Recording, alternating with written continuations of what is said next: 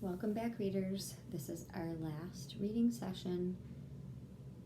This is the end of Because of Winn-Dixie, and it's a good one. So, of course, you know Winn-Dixie is lost because of the thunderstorm at the party, and they were searching all over the town for him. All right, chapter 25. We heard the music before we even got to Gloria Dump's house. We heard it almost a block away. It was guitar playing and singing and clapping. I wonder what is going on, my father said. We walked up Gloria's sidewalk and around back, through her yard and into the kitchen. What we saw was Otis playing his guitar, Miss Franny and Gloria sitting there, smiling and singing, Gloria holding Sweetie Pie in her lap.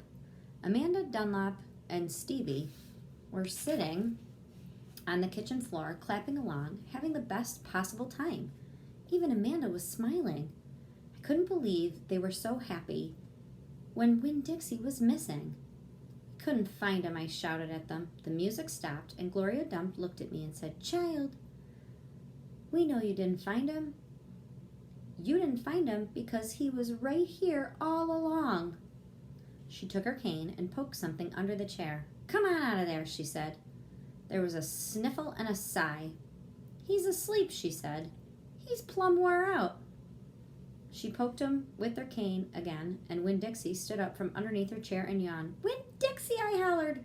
Dog! Gertrude shouted. Winn-Dixie wagged his tail, and showed me all of his teeth and sneezed.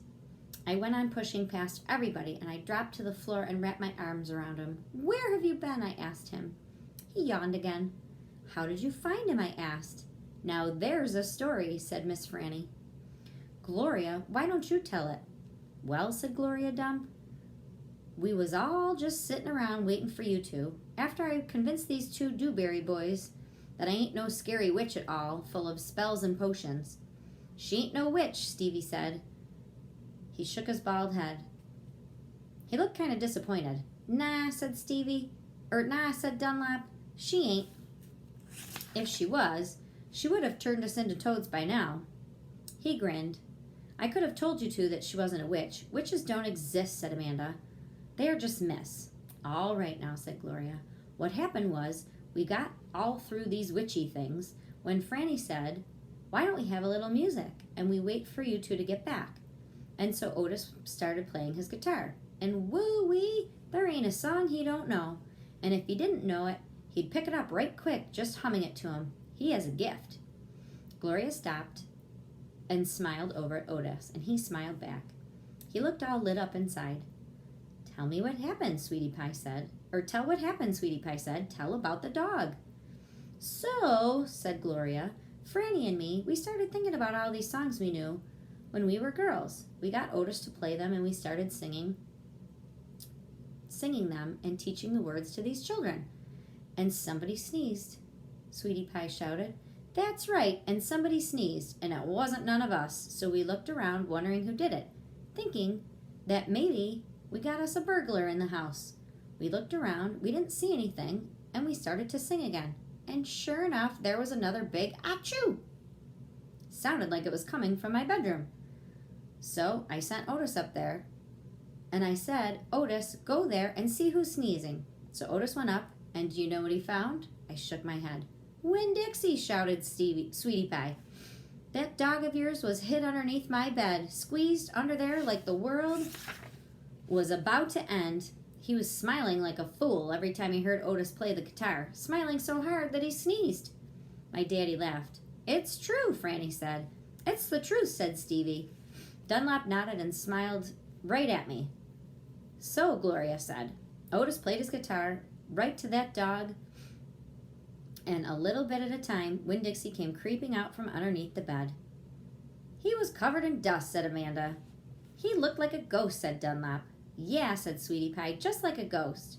Said Gloria. Looked just like a ghost.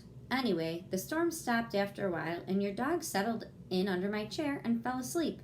And that's where he's been ever since, just waiting for you to come back and find him. Winn-Dixie, I said, and I hugged him so tight he wheezed. We were out whistling and calling for you, and you were right here all along. Thank you, I said to everybody. Well, said Gloria Dump, we didn't do nothing. We just sat here and waited and sang some songs. We all got to be good friends. Now, the porridge ain't nothing but water, and the egg sandwiches got tore up in the rain. You gotta eat them with a spoon if you want egg salad. But we got pickles and litmus lozenges, and we're still gonna have a party. My daddy pulled out a kitchen chair and sat down. Otis, he said, do you know any hymns? I know some, said Otis. You hum it, said Miss Franny, and he can play it. So my daddy started humming something, and Otis started picking it up on his guitar, and Winn-Dixie wagged his tail and laid back underneath Gloria's chair. I looked around the room at all of the different faces, and I felt my heart swell up inside with pure happiness. I'll be back in a minute, I said. They were all singing and laughing now, and Winn-Dixie was snorting, so no one heard me. Chapter 26. Outside, the rain had stopped, and the clouds had gone away, and the sky was so clear it seemed like I could see every star ever made.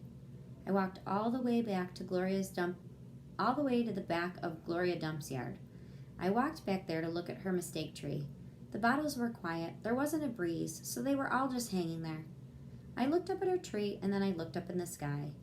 Mama, I said, just as she was standing right beside me, I know 10 things about you, and that's not enough.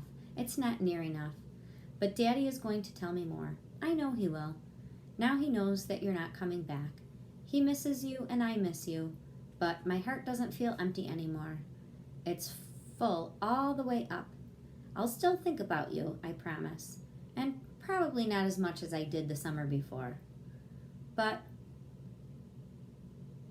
that's what I said that night underneath Gloria Dump's mistake tree.